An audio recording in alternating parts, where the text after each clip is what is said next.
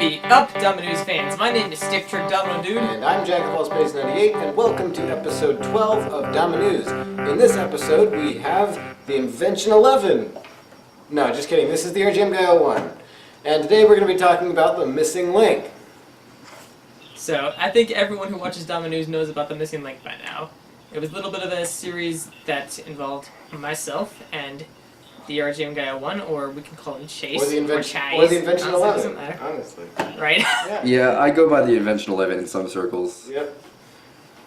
Right, Yeah. well, the series was basically the two of us each had to build a mini machine which could not include a specific machine material that most machine builders like to use, such as dominoes, a table, or Hot Wheels tracks, etc. So, the series had 8 episodes in which either one of us won or we tied. So at the end, the score was 5 wins. No, crap. How do I... So at the end of the 8th series, I'd won 4 rounds, Stick Trick Domino Jude had won 3, and we had 1 tie. And so, of course, initially we decided to do 9 episodes, but of course that doesn't make sense after we got the tie, because then he could have won an episode and tied it up again, in which case he wouldn't have been able to do anything. There was also talk of having an episode where whoever won would win the entire series, no matter who was leading, but we decided to not build that episode for a variety of reasons. Number one, we were kind of tired of the missing link and wanted to get back to building big machines. And dominoes. True. Dominoes count too.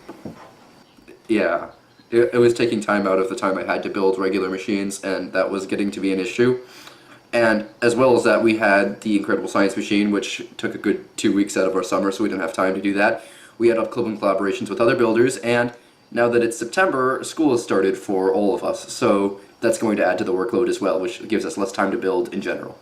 Not to mention, we could not decide exactly what we were going to do for the finale. We had so many good ideas, but could not decide on any of them. Okay, well, anyways, the point of this episode is to talk about the missing link, our experiences with it, what we've learned from it, and so on. This is all about the missing link, people. Yep, that's basically it. Yeah. So, the first question we have for you, since I'm the one who hasn't participated in this, so I should ask you guys probably, which is the hardest episode that you guys had? It can be different for both of you, but which one was the most difficult? You can go first. Now, yeah, I expect like a lot of people would expect me to say tape, because you know, it really is kind of tough when you're not securing That's what I stuff. would expect. And I'm tempted to say tape, but there was an episode that drove me nuts, and it was maybe not because of the missing link itself, it was just maybe the way I designed the machine, but that was wood. I don't know why, because wood was like adding dominoes, because most, the wood dominoes I have, they're made of wood, and I use wood blocks to support my tracks, and a lot of, my table's made of wood, but we didn't really count that. But for some reason, the way I designed the machine was that I had a very slow-moving element, and that element really liked to fail at the very end, and there was no way I could fix that. So there were a few times where the machine just worked all the way to the very end and then failed, and that was so frustrating. Yep. So I know maybe that has nothing to do with the missing link, but it was also not very fun finding supports of the track that would stand up very well. I had to use like random things like yogurt cups or like mint tins, and it was just, you're not really, it was just a hodgepodge of things, and it was kind of annoying. Yep. Yep, so the hardest machine that I had to build for the missing link, in terms of the actual missing link, I would have to say tape, because it's just hard to come up with ideas that can go without tape or anything that can be secured down. But the machine that was the hardest for me to build because of just the design of the machine was number 7, table. It was the machine that had more fails than I had ever had in a couple months. Not a couple months, maybe 12 months or a full year. It took a long time to get to work, and it was just really one big idea, and it was pretty tough. Yeah, That's and there all. were time constraints on that one too. That's right, I was really stressed out by the end, and I was kind of sweating and almost breaking down. Okay, so moving on from that question to the one that kind of obviously follows, which one was the easiest? So my easiest machine, I think it would definitely be Kinects. I mean, I understand that there's like a stereotype that some builders really rely on Kinects to get their machines to work, like Jack of All Space 98 and Toothpaste 35, for example, both use a lot of Kinects in their machines.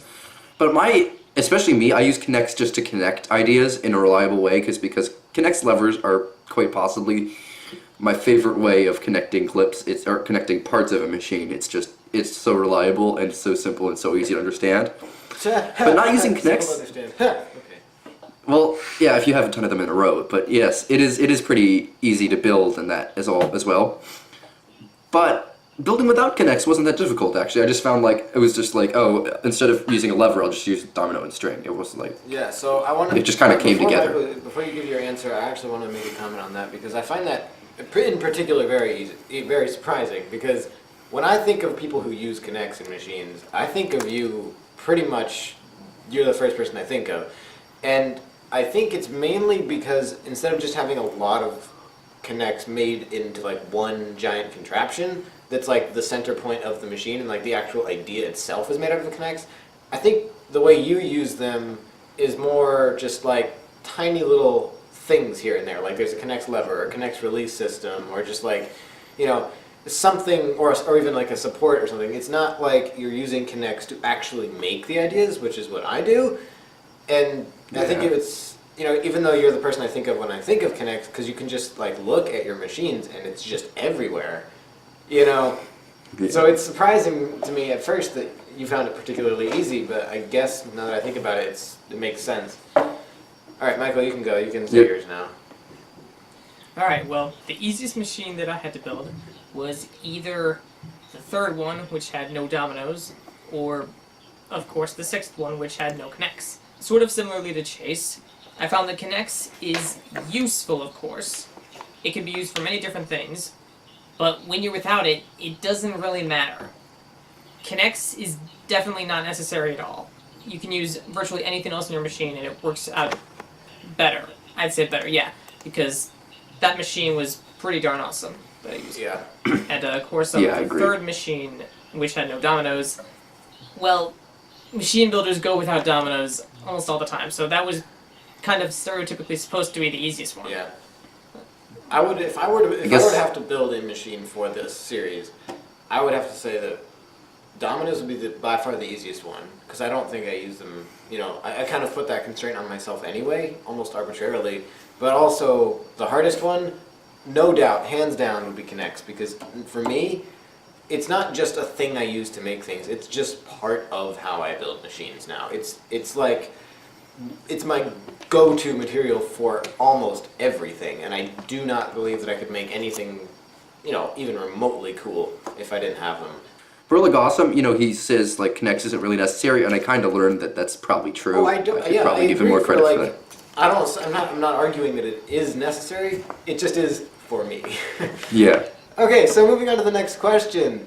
Michael just said that I'm the only host because he's part of this episode, technically as like a guest that I'm interviewing. So I have all the power, guys. I'm happy about it.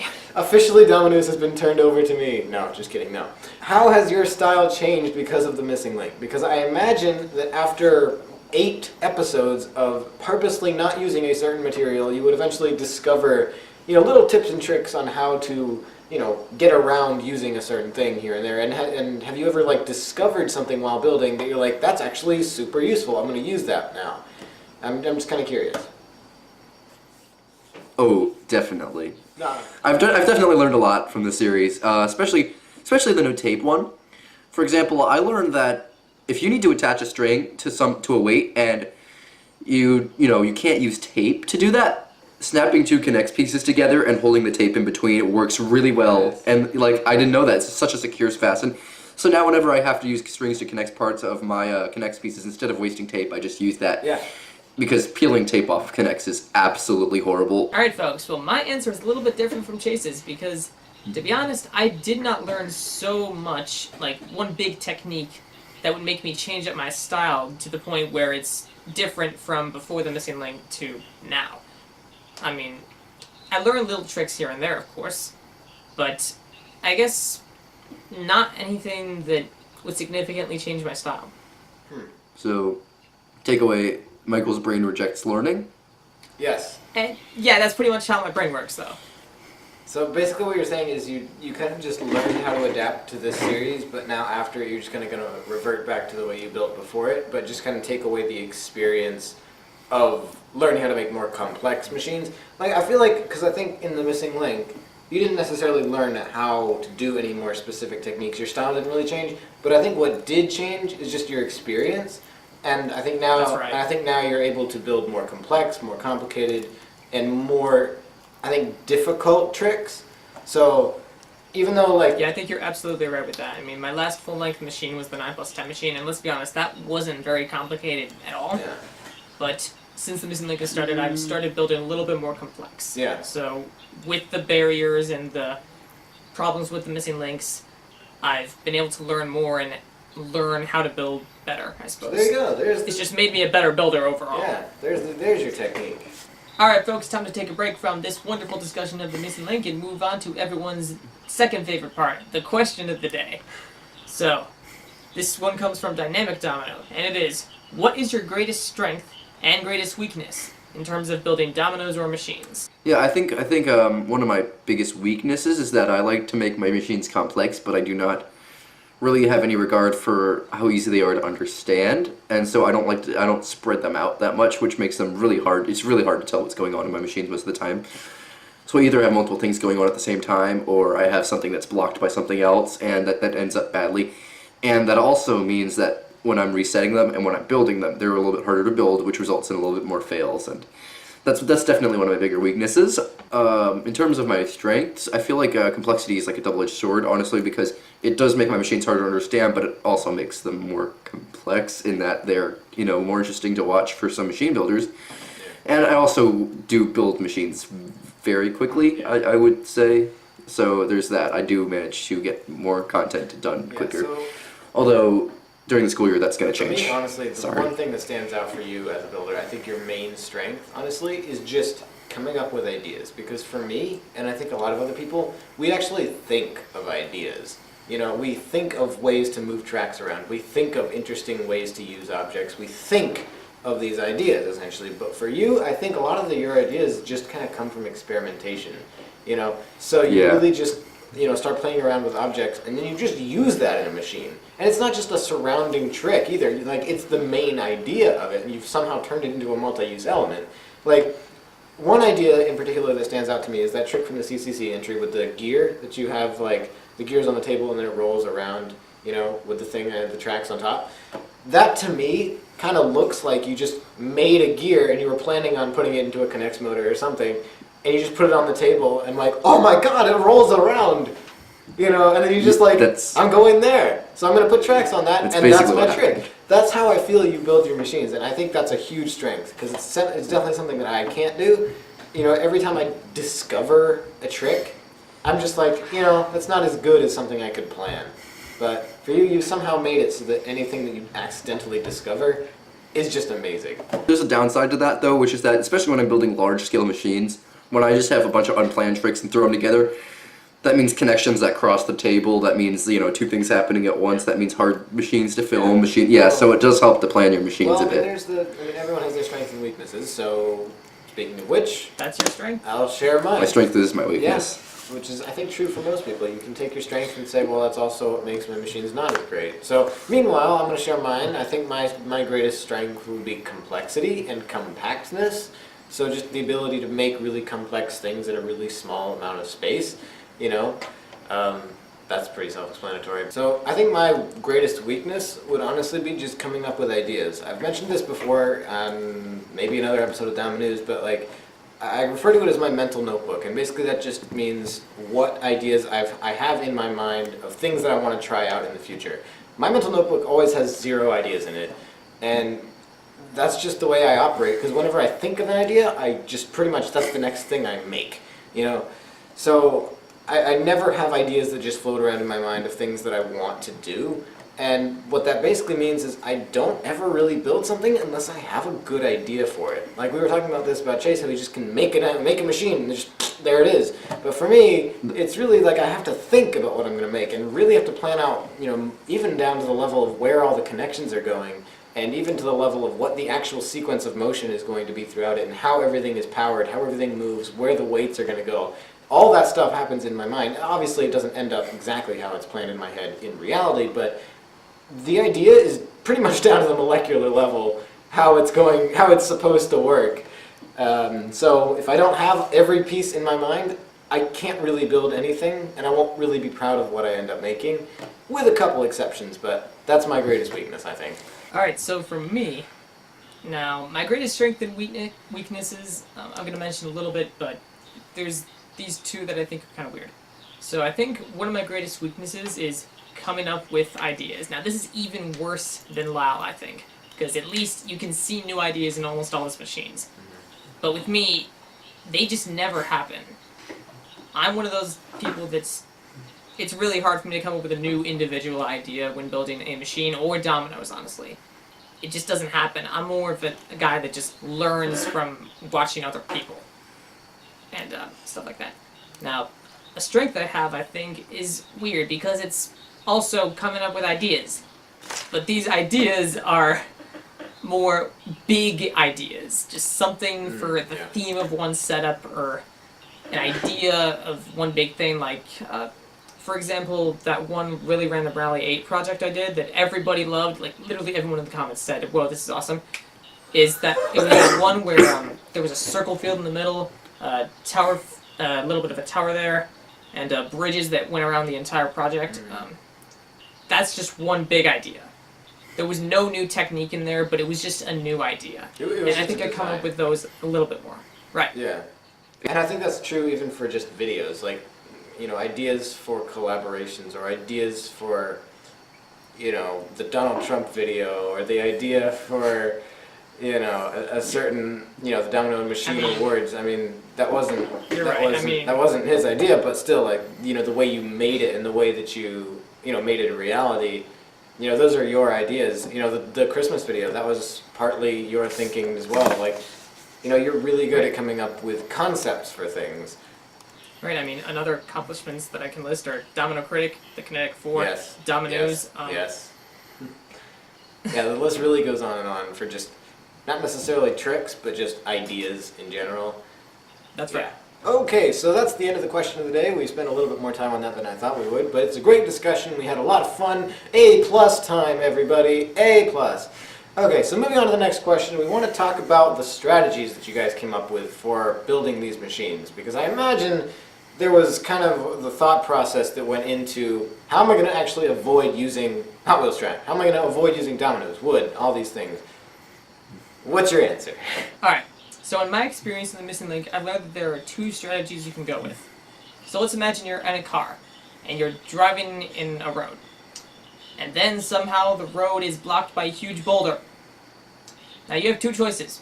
You can either find the long way to get to go where you're going, take a completely different route, change your whole idea of what driving's like, or just try to find some slower way across the boulder. I just tried to find ways to deal without the object in such a way that I would not be changing my style or anything that I would normally do. I just try to like use a different material for what would be put there, or just do a different idea that doesn't require Hot Wheels tracks or anything. You know. So my strategy was I divided the materials into two types. There were essential materials and non-essential materials, and that there were certain materials that I could just build a normal machine without them anyway, and like it would be a machine of regular quality.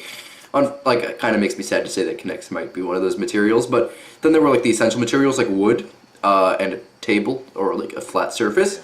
And so for like the materials that were like just like wood or dominoes or something, I would just put them in a bucket, put them on a really high shelf, and every time I thought, you know, I need this object, I would look for something else that would fulfill the purpose. So like if I needed a wood block to support a track, I would just look for another object of that same height.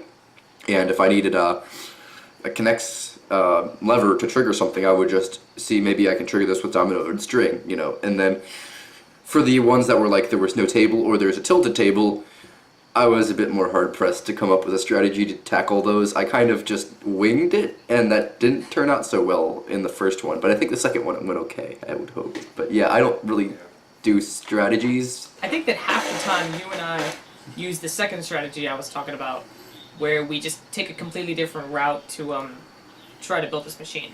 Like when we had to build with the tilted surface, I mean, we both had to completely change our styles, didn't we, right? Oh yeah, definitely. It's like the boulder, it wasn't a boulder, it was just like There wasn't a road. A wall. There wasn't a road. it was a wall. So to wrap up this episode, we have one final question for each of the missing linkers, and that is, which machine was your favorite made by you, and which machine was your favorite made by your opponent? Well, first of all, please do not call us the missing linkers ever again. That was just Never. kind of weird. Never. I know. Please. But secondly, my favorite machine that I built during the missing link was probably the one without connects. Yep. It was pretty darn cool. Yeah. That was the one with the can that was being used multiple times. Yeah. Like 3 different times. Yeah, that was great. What was your favorite one of mine? I think my favorite machine of yours was probably either connects, we both seem to do really well with that, or strain. I mean, Yeah, that yeah, was yeah. extremely creative. I struggled with the strain episode a lot, but you really did well. I mean, you used so many cool ideas in that, and I loved Yeah. it. Which one was that? So my string episode was the one with the closing cabinet door, and the timer, the connects, motor arm that swung around and pushed balls. Oh, okay. Yep.